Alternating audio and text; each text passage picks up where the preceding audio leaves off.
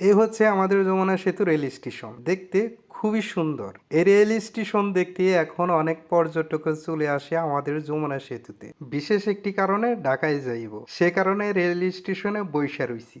এই হচ্ছে আমার হাতের ট্রিকে। 10টা 46 মিনিটের ট্রেন আসার কথা, কিন্তু এখন বাজে 11:30। ট্রেন আসি আসি বলে এখন পর্যন্ত আসেনি।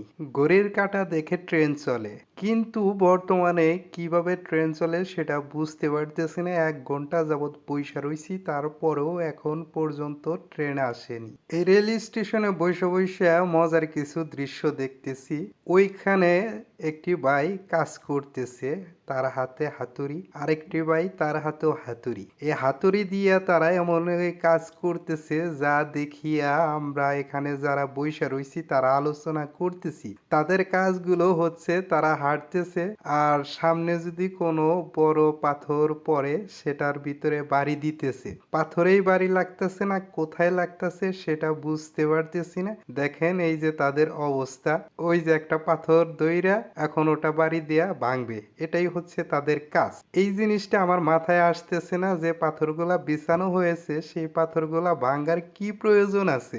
এই পাথর ভাঙার জন্যই এই রেল স্টেশনে 10 জন শ্রমিক নামিয়ে দিয়েছে। তারা হাঁটতেছে হাঁটতেছে আর শুধু কিছুক্ষণ পর পর একটা করে পাথর হাতে নিয়ে তারা ভাঙতেছে। এই পাথর ভাঙার জন্য অযথায় এখানে শ্রমিক নিয়োগ দেওয়া হয়েছে, সরকারি কাজ বলে কথা। অবশেষে ওই যে রেল মামা আসতেছে। এখন বাজে 11:40। 10টা 46-এ ট্রেন আসার কথা, 1 ঘন্টা লেট করে অবশেষে আমার কাঙ্ক্ষিত সেই স্বপ্নের ট্রেনটি চলে আসছে। আমাদের টাঙ্গাইলের উপর দিয়ে সকল ট্রেনে যাতায়াত করে, কিন্তু দুঃখের বিষয় হচ্ছে গিয়া কোনো ট্রেনের ভিতরে আমাদের জন্য কোনো সিট বরাদ্দ থাকে না। আমাদেরকে দাঁড়িয়ে দাঁড়িয়েই ঢাকা শহরে পৌঁছাইতে হয়। এটা টাঙ্গাইলবাসীর জন্য খুবই দুঃখের এবং হতাশার কথা।